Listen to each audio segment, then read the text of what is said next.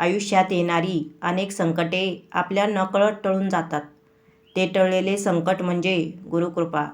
गाडीवरून जाताना कोणाचा तरी धक्का लागून पडता पडता आपण स्वतःला सावरतो, ते सावरणे म्हणजे गुरुकृपा. एक वेळचे जेवणाचे वांदे असताना मिळालेले 2 वेळचे पोटभर जेवण म्हणजेच गुरुकृपा. कोसळलेल्या दुःखरूपी डोंगराला पेलण्याची जी ताकद आपल्यात निर्माण होते, ती ताकद म्हणजे गुरुकृपा.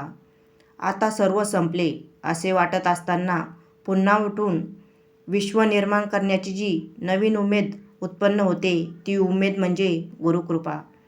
अडचणीमध्ये सर्व साथ सोडून गेले असताना तू लढ, आम्ही आहोत सोबत, हे गुरुबंधूंचे शब्द म्हणजे गुरुकृपा. पैसा, गाडी, बंगला मिळणे म्हणजे गुरुकृपा नव्हे. ते नसताना आयुष्यात असलेले समाधान म्हणजे गुरुकृपा. श्री स्वामी समर्थ. श्री स्वामी समर्थ.